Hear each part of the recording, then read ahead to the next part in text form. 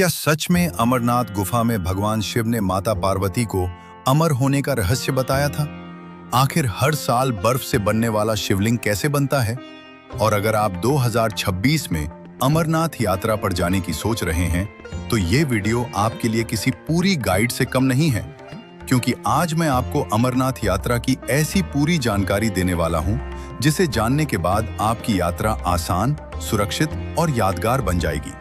इसलिए इस वीडियो को अंत तक जरूर देखिए, क्योंकि आखिर में मैं कुछ ऐसी जरूरी बातें भी बताऊंगा जिन्हें बहुत से यात्री नजरअंदाज कर देते हैं।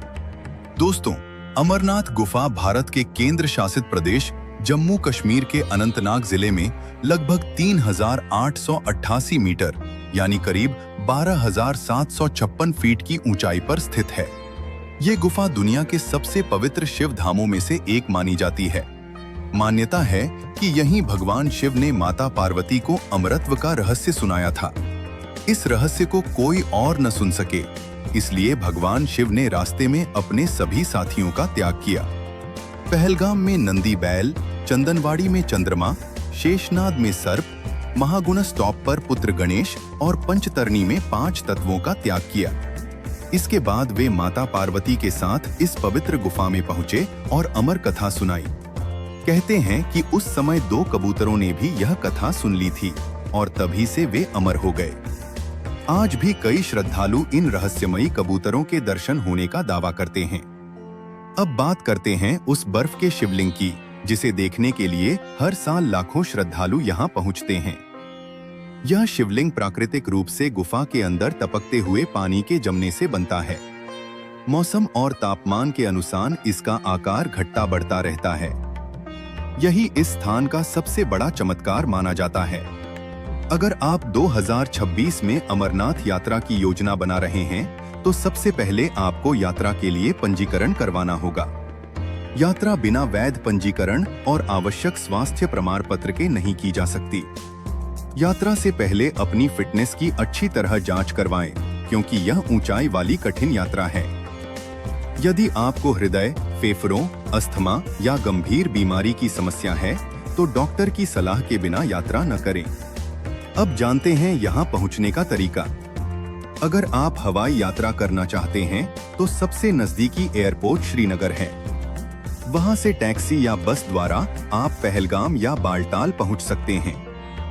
ट्रेन से आने वाले यात्रियों के लिए जम्मू तवी सबसे प्रमुख रेलवे स्टेशन है। जम्मू से सरकारी और निजी बसें लगातार उपलब्ध रहती हैं।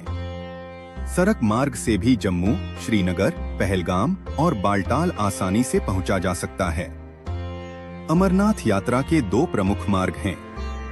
पहला है पहलगाम मार्ग। यह लगभग 36 से 48 किलोमीटर का ट्रैक माना जाता है। यह रास्ता थोड़ा लंबा है, लेकिन प्राकृतिक सुंदरता से भरपूर और अपेक्षाकृत आसान माना जाता है। इस मार्ग पर चंदनवाड़ी, पिस्सू टॉप, शेषनाग, महागुणस टॉप और पंचतरणी जैसे प्रमुख पड़ाव आते हैं। दूसरा मार्ग है बालटाल मार्ग।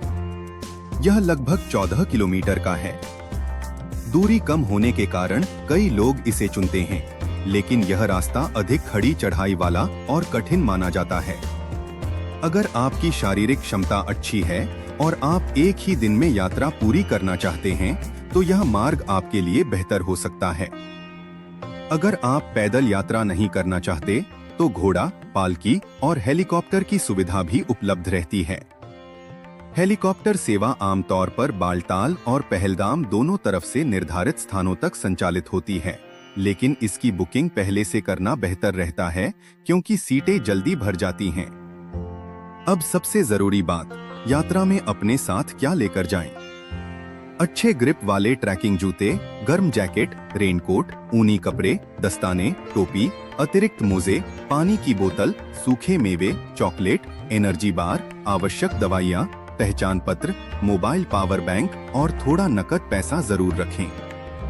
पहाड़ों का मौसम कभी भी बदल सकता है, इसलिए हल्की बारिश या बर्फबारी के लिए हमेशा तैयार रहें।